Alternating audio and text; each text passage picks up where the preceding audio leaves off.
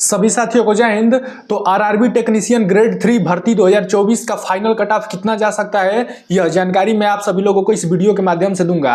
साथियों, मैं हूं दिवाकर राय और आप देख रहे हैं हमारा YouTube channel Diwakar sir official. तो साथियों, जैसा कि आप सभी को पता होगा कि रेलवे ने अपना ऑफिशियली आंसर को रिलीज कर दिया है और मुझे उम्मीद है कि आप सभी ने अपना आंसर की से चेक कर लिया होगा कि हमारे कितने प्रश्न सही हैं और कितने प्रश्न गलत हैं।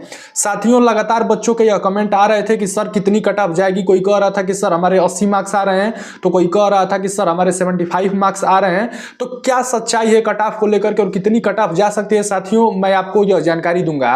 मैं आप सभी से प्रॉमिस करता हूं कि इस वीडियो को देखने के बाद आप सभी को किसी भी प्रकार की अब दूसरी कोई वीडियो देखने की जरूरत नहीं पड़ेगी। साथियों, मैंने खुद 2023 में गवर्नमेंट जॉब क्रैक किया हुआ था भाभा एटॉमिक रिसर्च सेंटर में, और उसके बाद से मैं छात्रों को पढ़ाता हूं और गाइडलाइंस ऑनलाइन प्रोवाइड कराता हूं। साथियों, आइए अब कट ऑफ को लेकर के मैं आप सभी को जानकारी दे देता हूं। साथियों, हमारी कई सारे स्टूडेंटों से बात हुई है और हमारे कई सारे अभी क्लासमेट भी तैयारी कर रहे हैं। उन्होंने भी एग्जाम दिया था टेक्नीशियन ग्रेड 3 का, तो उनसे भी हमारी बात हुई। मैं आपको पूरा उसी के एक्सपीरियंस के आधार पर बताऊंगा कि कट ऑफ कितनी जाने की संभावनाएं हैं। तो साथियों, सबसे पहले मैं आप सभी को पेपर लेवल के बारे में बता देता हूं कि पेपर लेवल कैसा था टेक्नीशियन ग्रेड 3 का। तो साथियों, बहुत सारे लोग तो यूट्यूब पर कह रहे थे कि पेपर तो भैया हलवा था, पेपर में कोई दम ही नहीं था, पेपर बहुत ही आसान आया था।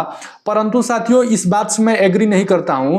करेंट अफेयर के जो 10 क्वेश्चन पूछे गए साथियों, इसमें अच्छे अच्छे बच्चों के हालत हो गए खराब, क्योंकि मैं बता रहा हूं आपको करेंट अफेयर स्टैंडर्ड लेवल के पूछे गए थे। मैं मानता हूं कि मैथ वगैरह आसान था, साइंस भी आसान था, परंतु आप करेंट अफेयर को कैसे आसान कह सकते हैं। करेंट अफेयर ठीक ठाक पूछा गया था। अच्छे अच्छे दोस्त जो हमारे पढ़ने वाले हैं वो अभी 2 से 3 ही क्वेश्चन केवल कर पाए करेंट अफेयर में। तो साथियों, आंसर किए आने के बाद बहुत सारे बच्चे जो 90-95 कह रहे थे वो आ गए हैं सीधे 80-75 मार्क्स पे। तो साथियों, आइए कट ऑफ को लेकर के मैं आपको फाइनली बता देता हूं। इसमें 2 प्रकार की पोस्ट है। पहला है 10+2 वाले बच्चों के लिए, जिसने केवल 12वीं पास किया है, इंटर लेवल वाले छात्रों के लिए, जिसको कि पीसीएम भी कहते हैं। उसके लिए पोस्ट था एसएनटी यानी कि सिग्नल एंड टेलीकम्युनिकेशन। साथियों, आप सभी को पता होगा कि सिग्नल एंड टेलीकम्युनिकेशन के पोस्ट बहुत ही कम थे। किसी भी जोन की आप बात कर लीजिए, सीटें काफी कम थी। वही ट्रेड वाले बच्चों के लिए बात करें, जैसे कि इलेक्ट्रीशियन हो गए, फिटर हो गए, प्लम्बर हो गए, तो ऐसे छात्रों को भी सीट कम ही था, कोई भी जोन हो, परंतु इसमें थोड़ी सीट ज्यादा थी पीसीएम वाले बच्चों की तुलना में। साथियों, पेपर में टाइम मैनेजमेंट काफी बड़ा इशू रहा बच्चों के साथ। हमारी कई सारे छात्रों से बात हुई, उनका यही कहना था कि सर यदि हमें 10 मिनट और समय मिल गया होता तो मैं 10 प्रश्न और सही कर पाता।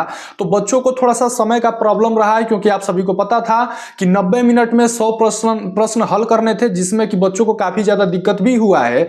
साथियों, मैथ के भी कई सारे प्रश्न को लेंदी पूछ दिया गया, जैसे कि वर्क एंड टाइम वाले प्रश्नों को आप 20 से एग्री होंगे, क्योंकि कार्य और समय वाले प्रश्न को थोड़ा घुमा करके पूछ दिया, जिससे कि बच्चे उसमें काफी ज्यादा फंस गए और मतलब समय व्यर्थ कर दिए और नहीं भी कर पाए। तो यह रहा पेपर का लेवल जो कि मैंने आपके साथ डिस्कस किया। साथियों, वही रीजनिंग वाले पोर्शन की बात करें तो रीजनिंग में भी कई नए टाइप के क्वेश्चन देखने को मिले हैं इस बार रेलवे के एग्जामों में, चाहे वो असिस्टेंट लोको पायलट की बात हो या टेक्नीशियन की या जेई की। रीजनिंग में पैटर्न वाले क्वेश्चन कुछ नए नए डाल दिए थे, उससे भी बच्चों को दिक्कतें हुई हैं। साथियों, साइंस का पोर्शन काफी आसान पूछा गया था, परंतु उसमें 2 या 3 ही क्वेश्चन बस थोड़े हार्ड देखने को मिले थे स्टैंडर्ड लेवल के। ओवरऑल देखा जाए तो साइंस काफी आसान पूछा गया था। फिजिक्स बहुत ही इजी पूछी गई थी। नॉर्मल क्वेश्चन आपको फिजिक्स में पूछे गए थे, जिसको कि बच्चों ने आसानी से हल कर लिया था।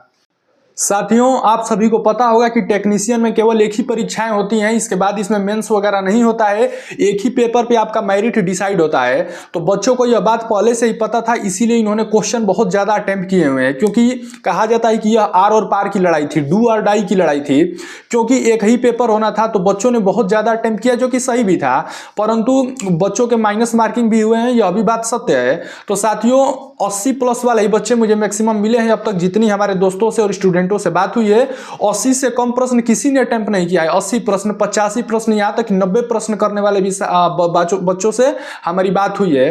तो ज्यादातर बच्चे ज्यादा क्वेश्चन ही अटेम्प्ट करके आए हैं। अब आइए आपका इंतजार की घड़ियां समाप्त करते हुए मैं आपको कट ऑफ बता देता हूं। पहले हम बात कर लेते हैं 10+2 वाले बच्चों की, यानी कि सिग्नल एंड टेलीकम्युनिकेशन पोस्ट के लिए। तो साथियों, और यदि आपकी कैटेगरी अनरिजर्व है, यानी कि आप यूआर कैटेगरी से आते हैं, यदि आपके 85 मार्क्स आ रहे हैं तो भाई आप सेफ हैं, निश्चित ही आपका सिलेक्शन होने वाला है। आप कोई सा भी जोन से रहिए, कोई दिक्कत नहीं होने वाली है मेरे भाई। अब बात कर लेते हैं ओबीसी एंड ईडब्ल्यूएस कैटेगरी वाले छात्रों की। जनरली ओबीसी और ईडब्ल्यूएस का कट ऑफ सेम ही जाता है, तो यदि आपके 80 मार्क्स आ रहे हैं कट पीट करके तो भाई आप भी सेफ हैं, आपका सिलेक्शन होने वाला है। अब बात कर लेते हैं एससी कैटेगरी वाले छात्रों की, तो यदि आपके 75 मार्क्स आ रहे हैं तो भाई आप भी सेफ हैं। अब लास्ट कैटेगरी की बात कर लेते हैं एसटी कैटेगरी की। यदि आपके 70 मार्क्स भी आ रहे हैं तो भाई आपका इजीली सिलेक्शन हो जाएगा, कोई दिक्कत वाली बात नहीं है।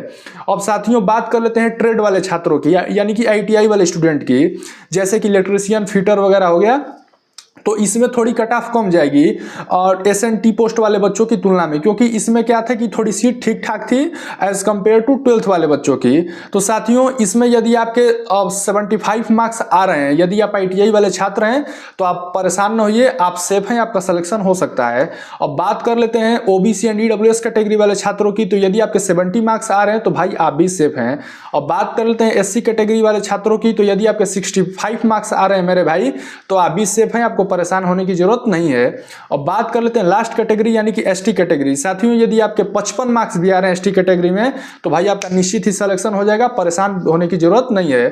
तो साथियों यह रहा कट ऑफ को लेकर के एक आंकड़ा जो कि मैंने आपको दिया है अपने अनुभव के आधार पर, और मैंने हर शिफ्ट के पेपर को खुद भी एनालिसिस किया और देखा कि पेपर का लेवल कैसा रहा, उसी के आधार पर मैंने आपको कट ऑफ बताया है। साथियों यदि आप चैनल पर पहली बार आए हैं तो प्लीज हमारे चैनल को सब्सक्राइब कीजिएगा और वीडियो को शेयर कीजिएगा अपने दोस्तों के साथ।